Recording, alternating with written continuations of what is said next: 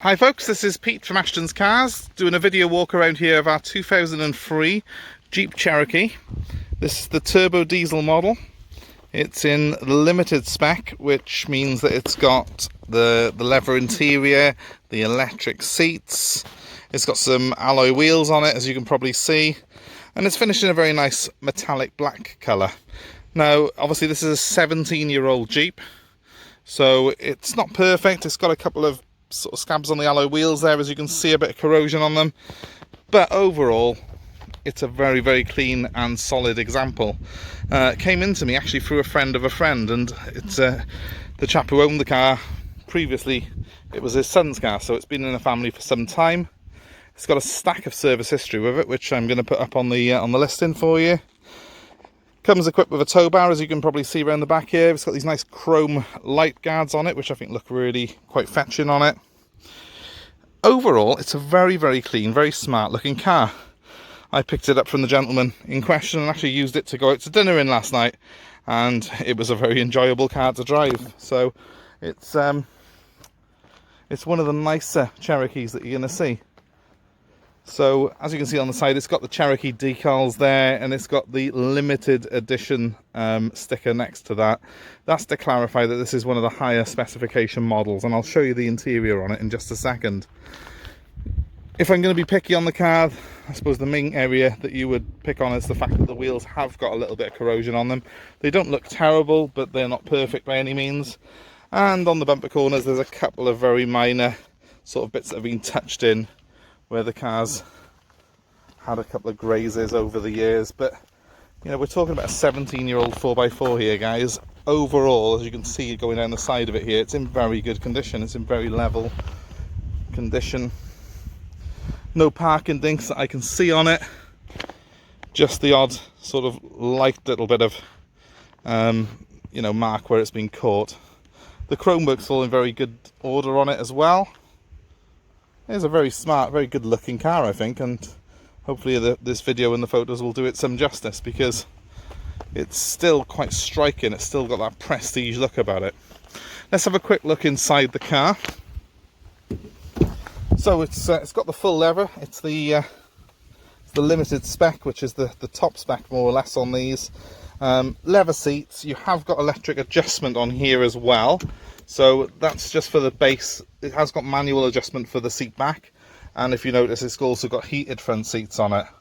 So good size interior. These aren't too big, so it's not crazily large inside. You think of an American 4x4, it would be huge, but it's actually a lot smaller than a Range Rover. It's more the size of a Freelander essentially. So, but you know, good level of equipment inside it. It's got cruise control on it, which I used last night. That works perfectly as well. Let's have a quick look in the back. I should mention this is the automatic model as well, which is more desirable than the manual in these. So there's the rear seat. The rear seat's, you know, in very good condition indeed. I don't think the last owner was quite was an elderly chap, and I wouldn't have thought he'd use this back seat very much. Let's just have a quick swing into the front. So as you can see there, I'll show you properly in a second, two levers on this. One's for the auto transmission, and then next to it you've got one for the four-wheel drive selection. The car does drive normally as a two-wheel drive. You put it into a four-wheel drive mode using a lever inside it, and I'll show you how that works in just a minute. Let's just open this back up for you. It goes like that, and that up like that. There we are, quite a good sized boot. Nice tow bar on it as well. Overall, very clean and smart. Just close that back up, and let's pop that back down. Right, let's jump inside quickly. We'll start it up, and I'll just very quickly show you how that lever works to change the selection on it.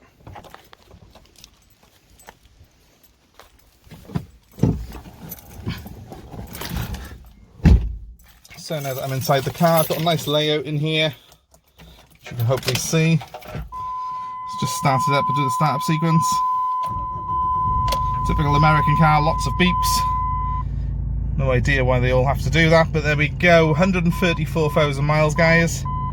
No lights on that shouldn't be on. A few lights on, unfortunately, but that's just pretty much standard issue. So Auto transmission, it's a standard automatic box, so you've got park, reverse, neutral, drive, and you've got a couple of lower gears there for manual selection. But this interesting lever here might be something that you're not so used to. So this is in two-wheel drive. If I pull it up like that, that's it in 4, and I can then go into 4-wheel drive with low ratio, or 4-wheel drive with a diff lock as well, by sort of moving it across and back again more. Obviously from normal driving you would leave it just in the two-wheel drive, but I have used this car. I can't really drive it now because I'm on the camera phone, but I have used this car in the 4-wheel drive low and with the diff locks on, and I can confirm that it does all work as it should. The electric window switches are by here, and we've got a few cup holders as well. We've got a little cubby here for some storage of your CDs and stuff like that. It's a well laid out interior. It's a good family orientated interior. The car's got airbags which are built into the roof lining, and it's got twin airbags on the dashboard. It's a car that I would happily drive, you know, and cover large distances in. So I'll just jump back outside. I'll leave it running so you can hear the engine. It's a very smooth engine. It does, you know, give the impression when you're driving it of a car that's been well looked after. The sound quality is never that good though on these videos, so you know, please bear with the fact that it's probably not the best quality sound that you're hearing at the minute. But overall, and in my experience, this is a very, very pleasing car to drive, and will be a very, you know, good value 4x4 for someone. And it's a proper 4x4. This thing will go off-road.